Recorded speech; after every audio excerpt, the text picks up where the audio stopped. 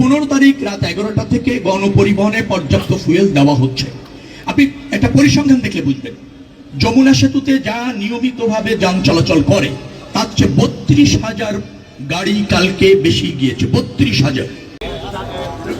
তারা মাগুরা যেতে চায়, তারা মাগুরার ভাড়া দিয়ে যেতে চায়, কিন্তু দিতে হচ্ছে খুলনার ভাড়া। আবার একইভাবে যারা বগুড়া যেতে চায় তাদেরকে জয়পুরহাট বা রংপুর বা নওগাঁর ভাড়া দিয়ে যেতে চায়। এটা নিয়ে আপনি না, এটা একেবারে ন্যায্য। আমি আপনাকে বলি, যেহেতু গাড়িটি তো মাঝপথে যাবে না, গাড়িটির ভাড়া নির্ধারণ, ফুয়েল সবই নির্ধারণ করা হয়েছে খুলনার জন্য। তার যে কস্টিং বা তার ব্যয়, খুলনা যাওয়ার ব্যয় নির্ধারণ করে ভাড়াটা নির্ধারণ করেছে। এখন যে গাড়িটি খুলনা যাবে, আপনি যদি মাঝপথে নেমে যান, নেমে যদি অর্ধেক ভাড়া দিতে চান, তাহলে ওই যে অর্ধেক ভাড়া বিবেচনা করে ভাড়া নির্ধারণটা হয়নি। যেহেতু তার রুটটা হচ্ছে গাবতলী থেকে সরাসরি খুলনা, তার ব্যয়টাও খুলনাগামী একটা গাড়ির জন্য যা থাকে, যার ফলে টিকিটেও তাকে সেই ভাড়াটা নিতে হচ্ছে। অনেক সময় অনেক যাত্রী তার যে গন্তব্য, সেখানে যাওয়ার পথে যে মাঝপথে গন্তব্য, সেখানে হয়তো অ্যাভেলেবেল টিকিট না থাকার ফলে অথবা অ্যাভেলেবেল বাস না থাকার ফলে তিনি হয়তো স্বেচ্ছায় ওই গন্তব্যে যাওয়ার জন্য ওই টিকিটটা কেটেছেন।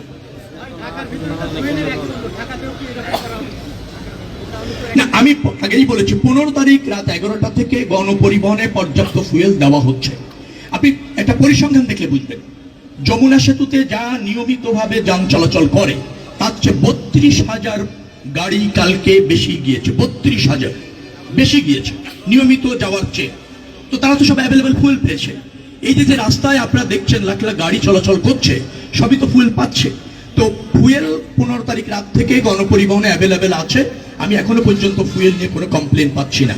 আর কেউ যদি পেয়ে না থাকেন ফুয়েল, আমি মনে করি এখন তো খুব ইজি হয়েছে, আপনি কমপ্লেন করতে পারেন। আপনি হটলাইনে ফোন করতে পারেন, আমরা সেটা দিয়ে রেখেছি পরিবহন ক্ষেত্রে। 16107 আমাদের হটলাইন নাম্বার আছে, 999 আছে।